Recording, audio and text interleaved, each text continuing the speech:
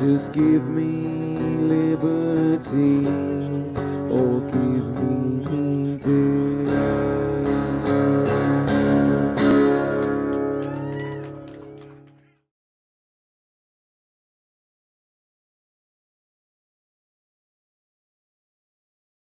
My name is William Thomas Jr. We have a couple members of our board here from the Improvement League as well. Janelle Johnson, Henry Davis, Henry Johnson, and our longtime member Henry Johnson as well, his son in the back. Again, C.L. Townsend is a member, as well as Ione is a member of the Improvement League. All right, so again, like I said, we're a nonprofit organization. It's been operating in Plant City since 1982, founded by the late Jerry Bailey, who was an educator in Hillsborough County. We mainly focus on a number of entities such as education, economic development, and a couple of noble projects in the community are the African American Museum, the Bing Rooney House, as well as the CSI, Junior CSI Forensic Science Program. We've got middle school, high school kids enrolled in the Forensic Science Program. It's probably one of the kind in the state. These kids attend and compete in statewide level conferences with professionals. In addition to that, of course, we have the MLK Festival coming up in January. That's a cultural arts festival we conduct, in addition to the number of entities we're involved with the city.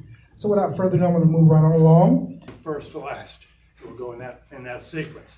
Again, it's two minutes per question. You've been doing very well. And we'll start with our moderators. A bill is set for the 2018 legislative session, HB 17. This bill would regulate Florida City's Community Redevelopment Agencies, or CRAs. CRAs being special districts where property tax increases are set aside for development projects within that district. With over 220 CRAs across the state, including here in Plant City, this would have significant impact on local governments. To what extent do you support state legislative oversight of local CRAs? And more broadly, where do you stand overall on the issue of home rule?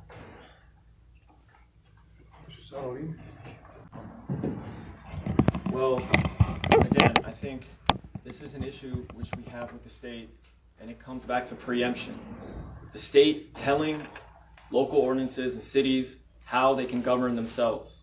That's why we can't stop companies from fracking in our backyard, even though it's bad for the environment and it pollutes our water. That's why we cannot ban plastic bags, even though it is killing animals and polluting our streets and our beaches and our rivers and our lakes. That's why we cannot raise the minimum wage in certain cities, because the state keeps interceding and telling cities you cannot control your own destiny, your own community, your own neighborhood. The people of Plant City know what's best for Plant City. The people of Temple Terrace know what's best for Temple Terrace. We can make our own decisions, and I think this is the one time that Bryan and I agree. The state of Florida is practicing big government too often, and it needs to stop.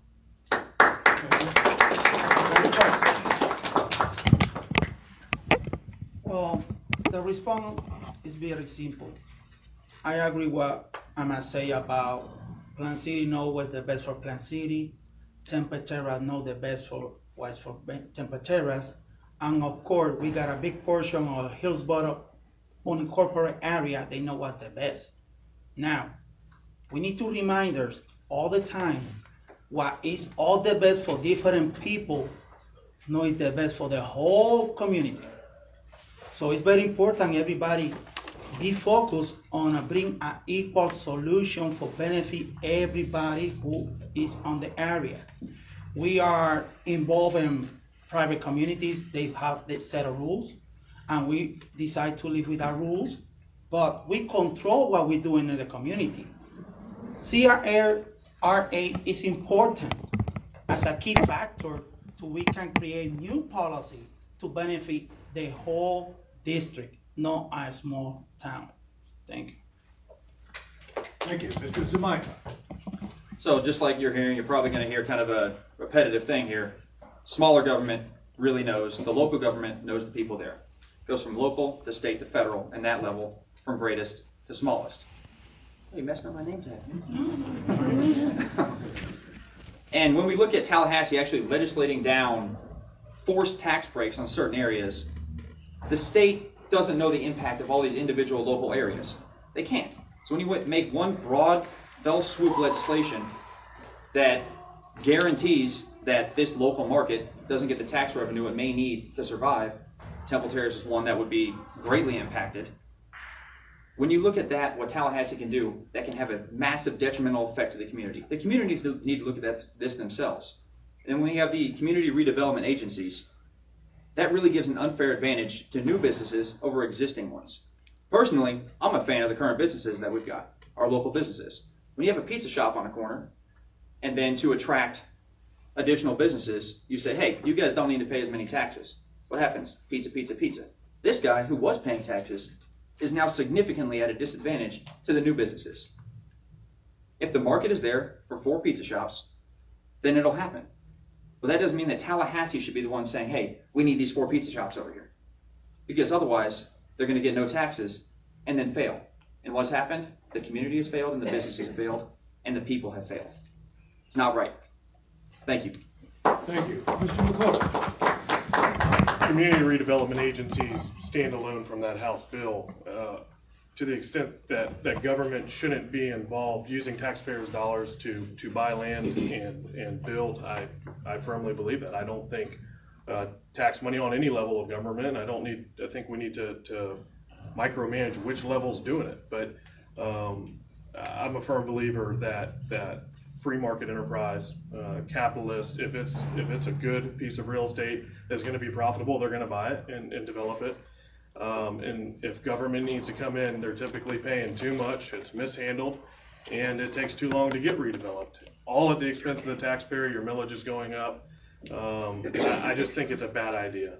As it relates to the House bill, the House bill is not to terminate, per se, CRAs, but what it's intended to do is to put backstops, and I've had some discussions with the legislator in the House that's running this. It's to put backstops in place on the CRAs that are not performing, and to make sure that taxpayers' money is not being wasted at an effort that is going to sink future generations. For the CRAs that are performing, they'll be allowed to go all the way to the end of their original agreement, and right here in Plant City, they're on schedule to meet all of their their milestones, and that'll be a good project. Temple Terrace, they're having some problems with their CRA. They're in the process of trying to get a developer in there and get it going. But I think government has enough issues. I don't think we need to be taking taxpayers' money and redeveloping property. Thank you. That's the first round, the first panelist. Now we go to the second panelist, Bonnie Carr. And getting back to education, but from